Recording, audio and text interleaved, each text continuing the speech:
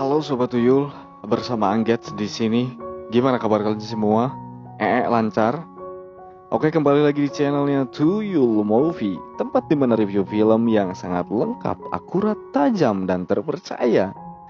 Di video kali ini Tuyul Movie akan merangkum film yang berjudul Boarding House 2 yang rilis pada tahun 2016.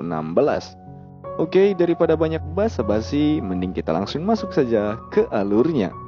Tapi sebelum lanjut, bagi kalian yang belum subscribe di channelnya Tuyul Movie, mendingan kalian klik dulu subscribe terlebih dahulu dan nyalakan lonceng notifikasinya. Dan kita langsung masuk saja ke intronya.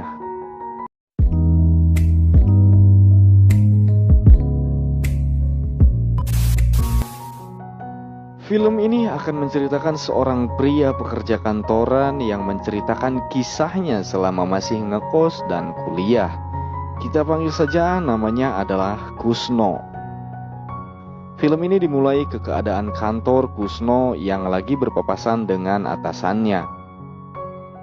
Lalu Kusno pun dan atasannya berkunjung ke kosan di mana Kusno dulu pernah ngekos di tempat tersebut. Lalu mereka pun pergi ke kosan tersebut. Ketika sampai, mereka pun dipersilahkan masuk. Kusno melihat bukan lagi orang yang ia kenal di kosan tersebut. Dan mereka pun bertiga ngobrol. Kusno pun memberikan hadiah yang ia bawa kepada penunggu kosan tersebut. Lalu Kusno dan atasannya pun pulang. Ketika di jalan, Kusno mulai membayangkan masa-masa lalunya di kosan tersebut. Dan film pun dimulai. Kisahnya dimulai dengan Kusno yang lagi di taman dengan seorang cewek. Cewek ini adalah pacarnya Kusno. Kita panggil saja namanya adalah Ijo. Terlihat si Kusno yang sedang minta mantap-mantap kepada si Ijo pacarnya. Seperti kita semua lah, kalau pacaran kayak gimana sih cuy? Tapi di sini Ijo pun tak memberikan hal tersebut. Lalu scenes pun berganti ke si Kusno yang lagi belajar di kosan yang lamanya. Terlihat dia sangat merasa terganggu banget oleh tetangga kamarnya yang sangat berisik banget ketika bermantap-mantap setiap hari. Setiap hari Kusno ini merasa terganggu oleh tetangganya tersebut. Kusno pun tak bisa konsentrasi yang lagi fokus belajar untuk tes masuk ke perusahaan. Lalu suatu hari ayah Kusno pun datang. Dan Kusno pun mengadu kalau dia nggak bisa konsentrasi di kosan tersebut. Kusno pun minta pindah ke kosan yang baru. Dan ayahnya pun memberikan uang untuk pindah ke kosan yang lain. Scenes pun berganti ke Kusno yang lagi di jalan membawa koper. Dia pun mencari kosan yang baru. Kusno pun sampai ke tempat kosannya yang baru. Ketika dia memanggil orang, dia dikagetkan oleh seorang cewek yang berpakaian ketat, yaitu adalah menggunakan tank top kuning. Kita panggil saja namanya adalah En. Kusno pun memberitahu kalau dia lagi cari kosan. Lalu tak lama ibu kosnya pun muncul. En ini adalah seorang perawat di salah satu rumah sakit, dan dia pun ngekos di tempat tersebut juga. Lalu mereka bertiga pun ngobrol. Jadi Kusno ini ngekos di tempat tersebut supaya lebih tenang belajar untuk tes masuk ke perusahaan. Kusno pun masuk ke kamarnya dan beristirahat. Baru saja beristirahat, dia dikagetkan oleh suara musik senam. Kusno melihat En yang lagi senam. Lalu scenes pun berganti ke Kusno yang kebelet buang air kecil. Dia pun masuk ke kamar mandi. Dan di kamar mandi ternyata dia melihat ibu kos yang lagi mandi. Mereka berdua pun kaget. Lalu Kusno pun buang air kecil di samping ibu kos yang lagi mandi. Kusno pun kembali ke kamar dan seperti biasa dia melakukan hal yang sering dilakukan oleh penonton Tuyul Movie, yaitu adalah mengasah rudal. Singkat cerita, scenes pun memperlihatkan Kusno yang kerja part-time di tempat biliar. Di tempat kerja pun ada godaan lagi, yaitu adalah seorang cewek yang sangat cantik. Kita panggil saja namanya adalah Iin.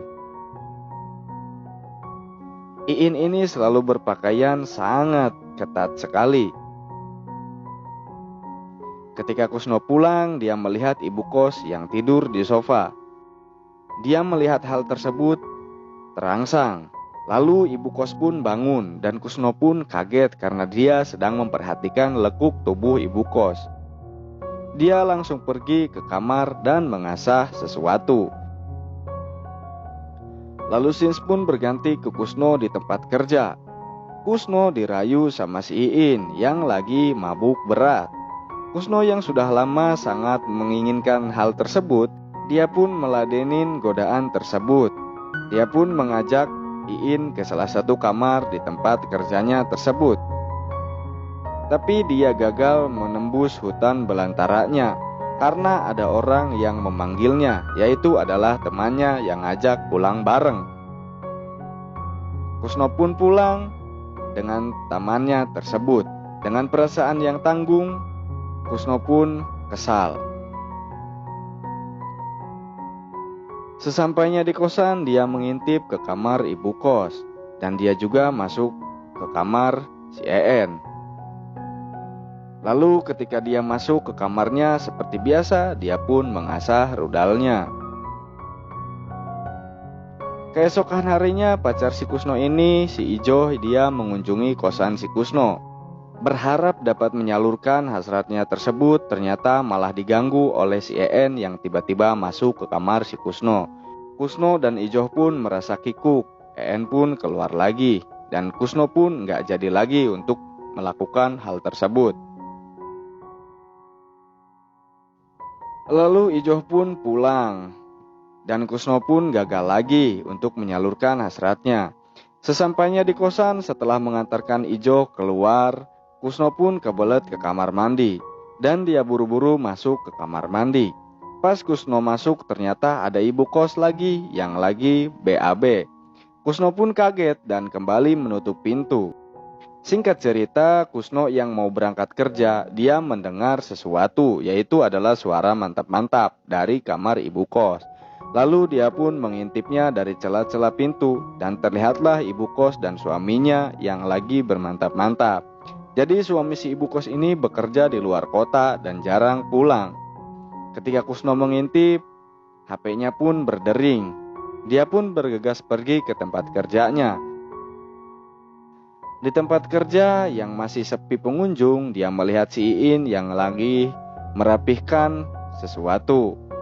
Terlihat Iin menggunakan pakaian yang sangat mini. Hingga Kusno pun tergoda. Kusno pun menyeret Iin ke kamar yang ada di tempat kerjanya tersebut. Dan terjadilah mantap-mantap antara si Kusno dan si Iin. Lalu Sins pun berganti ke ibu kos dan suaminya. Terlihat suaminya akan pergi lagi kerja ke luar kota. Dan di situ Kusno datang dan mereka pun berpapasan. Ibu kos pun mengenalkan Kusno kepada suaminya. Lalu Kusno dan ibu kos pun ngobrol di dalam rumah. Sins pun berganti ke En, ibu kos, dan Kusno yang lagi berpesta kecil-kecilan di kosannya. Mereka bertiga pun minum dan makan-makan. Lalu Sins berganti ke ibu kos yang pagi-pagi mau belanja menggunakan mobil. Kusno pun bangun dan dia melihat En yang masih tidur di sofa. Dia pun melongo saja melihat tubuh En. Lalu En pun terbangun dan mengajak Kusno bermantap-mantap. Kusno pun langsung saja menghajarnya. Dan mereka pun pindah ke kamar. Lalu tak lama ibu kos pun pulang. En pun menyambutnya tanpa ketahuan. Sins pun berganti ke malam hari. Terlihat Kusno yang sedang melihat hujan yang deras. Lalu En nyamperin Kusno dan dia pamitan berangkat kerja. Kusno pun makan malam dengan ibu kos berdua saja. Lagi makan malam, terdengar petir yang sangat keras, sehingga ibu kos pun kaget dan memeluk Kusno. Setelah memeluk Kusno, ibu kos malah mengajak Kusno ke kamarnya. Dan seperti biasa, mereka pun melakukan bermantap-mantap. Lagi asik bermantap-mantap, suami ibu kos pulang lagi, batal keluar kotanya. Mereka pun kaget, lalu ibu kos menyuruh Kusno keluar lewat jendela. Kusno pun kehujanan. Keesokan harinya, Kusno pun demam. Kusno pun dibawa ke rumah sakit oleh ibu kos. Di rumah sakit, kebetulan perawatnya itu adalah si En. Kusno pun disuntik oleh si En. Lalu Sins pun berganti ke ibu kos yang keluar pergi di malam hari. Kusno yang lagi belajar pun diganggu terus oleh si En. Dan seperti biasa lagi, mereka pun melakukan mantap-mantap. Jadi intinya si Kusno ini mantap-mantap dengan ibu kos dan juga dengan En. Ketika dia bermantap-mantap dengan En, ibu kos tidak mengetahuinya. Ketika dia bermantap-mantap dengan ibu kos, En tidak mengetahuinya.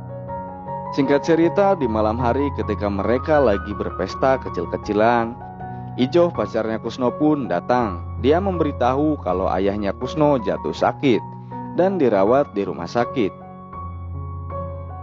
Lalu Sins pun berganti ke Kusno yang menjenguk ayahnya di rumah sakit. Dikarenakan tidak ada yang menjaga ayahnya, Kusno pun terpaksa pindah lagi ke kosannya yang lama, yang berisik oleh tetangga kamarnya tersebut. Kusno pun berpamitan kepada En dan ibu kos. Lalu Sins pun berganti memperlihatkan Kusno yang diterima kerja dan disamperin oleh Ijoh pacarnya. Lalu mereka pun ke taman, dan Ijoh kali ini mengizinkan Kusno untuk bermantap-mantap tetapi meskipun sedikit. Lalu terlihat Ijoh pun mempermainkan Kusno dan dia pun pergi, tidak menyelesaikan adegan bermantap-mantap tersebut. Lalu Sins berganti kembali ke Kusno dan atasannya yang di awal film tersebut, yaitu di perjalanan pulang di dalam mobil. Terlihat atasan Kusno malah menggoda si Kusno dan menghisap lollipopnya si Kusno sepanjang perjalanan. Dan film pun selesai. Semoga kita semua dapat mengambil hikmah dari film ini. Saya mewakili kerabat kerja yang bertugas undur diri. See you next my video. Sampai jumpa dan bye-bye.